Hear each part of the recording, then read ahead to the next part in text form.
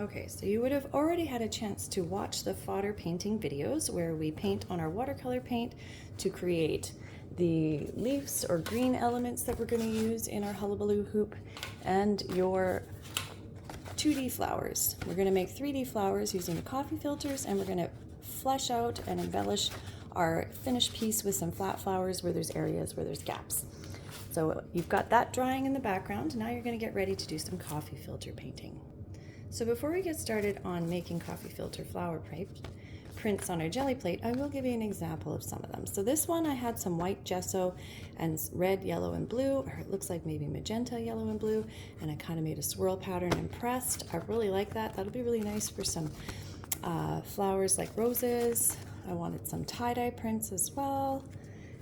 This is a great way just to run off your brayer if you've got a little bit extra paint. Don't feel it's a waste. It can definitely be used in the flowers we're going to be assembling today. Here's some straight up, traditional flower colors. That's always something good to do. If you have a favorite palette, definitely go ahead and use that today. But I mean, ultimately you'd want to use colors you find in nature to reflect flowers if you want it to be something realistic. I also suggest having a mixture of just whiter coffee filters as well, just to add that pop inside the selection of our garden. But the nice thing with the Hullabaloo hoops is we're not going to be anchoring them permanently today. You can definitely hot glue gun everything we're going to do today into the hoop to help it last as long as you want.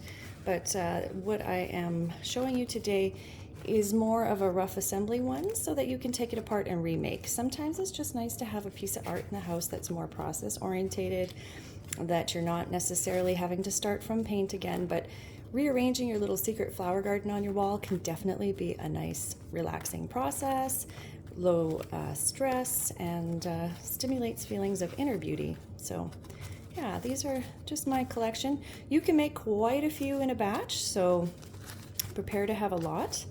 And yeah, they're a lot of fun. Definitely have somewhere to put your coffee filter papers after we've made. I'm just going to make 2 or 3 just to give you an idea.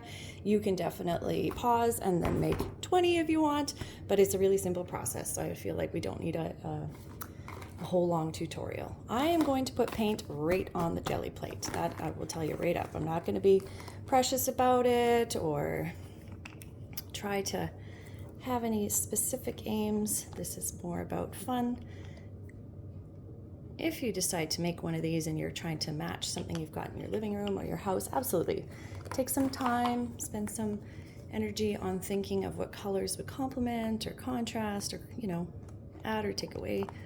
You could do a whole set of neutrals if you wanted. It is entirely up to you. So I'm going to show you first how to use your jelly plate without a brayer. If you don't have a jelly plate, alternatives could be a Ziploc bag, a piece of styrofoam that you've washed. A lot of products from the grocery store come in that, so hang on to those, give them a good sanitize. There we go. So I'm going to grab a cup of coffee filter and a little bit of white paint. Doop, doop. Now, if you don't have a brayer, that's okay. A brayer is just a rolling pin made for block printing and jelly printing. You could use a rolling pin. You could probably use a pop can. It just helps spread the paint so it goes on a little smoother and lasts a little longer. Okay, so I mentioned not being afraid to brayer that one piece off. I'm just going to stick it in here for now so that it doesn't. All right.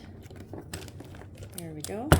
So brayer off that excess onto even another piece of heavy paper. It's great for chaos layers, background pieces. Just set it aside. Now, here comes the magic with the coffee filters. So you've got a bit of paint on there, so be prepared to get it on your hands, because unfortunately, even though it's paper, the coffee filters let a bit of paint pass. So you don't have to be aggressive, just lightly place that down there, pull, print. Place out of the way. Put your coffee filter down. Sometimes I've put 2 or 3 down at once just so I don't get it all over my hands, and even that puts a neat print on the secondary layers. So each pull will be slightly different, and that's kind of the magic. Like I said, you can really get quite a few going if you only wanted to do one set of colors and layers. You probably want to make about 8 flowers, so 2 times 4, because you want at least 2 coffee filters per bloom. You can do 1 as well, that's okay too, but ultimately it fills it up a bit more nicely when it's flush. All right, so I'm just gonna work a little quickly here. You can watch and sort of see. I'm gonna brayer right off on top of this one just to avoid jostling the camera. But I like that little bit of dusty white finish. If I don't use it today, I might use it in a neutral pairing of the flowers. There we go. So that's the magic. Add your paint, put your coffee filter on, pull and dry. So make as many as you want and you can store them. You don't have to use them all today in our project. And then to wash your jelly plate, you can keep pressing until most of the paint comes off, because that does happen too. Or you can just use a little bit of dish soap, and then another way of doing it is to use baby oil rather than dry it out using soaps and stuff. So that's all more to do with jelly plate upkeep than I want to go into in the video, but I feel like this should be able to give you a great idea of how to use it. Now, if you wanted to, or if you don't have a jelly plate and you don't have a means of making a print like styrofoam or a Ziploc bag, you can totally go old school. Grab yourself a few colors on a palette, just like so. Okay, a little bit of red over here. Okay, a little bit of white, might maybe make some pink over here. Okay. Okay, so you got your colors. Grab a little brush. I would wet your brush a little bit in some water, but I would not go crazy with the water on the coffee filter. It will degrade the coffee filter and it might collapse before you get a chance to use it in a print. So just go ahead and paint. You want to paint specific shapes and stuff, go ahead, but I would keep it abstract because ultimately the plan is to use it in a flower, which means it'll fold. So you won't see all the details. So color is a bit more key to this process than design. So you've got something on there. You can even go in there and add some line texture. Smush, smush. Here, I'll show you. So I mentioned I use 2 sometimes just to avoid getting paint on my hands, so I'll show you. Right, you see a little bit of paint coming through there. Do not leave it too long on your press or it could stick and tear. That is something to be aware of. There we go. Press, press.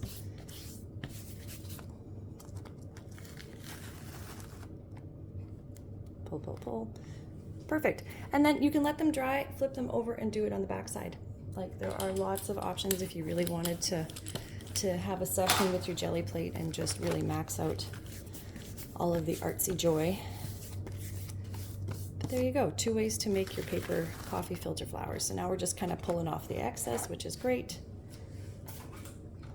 I'm going to go in with my brush because I still had some. This is an option too.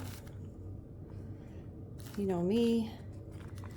Play, play, play. Try your ideas. I wonder what would happen if is like my favorite thing to hear my students saying.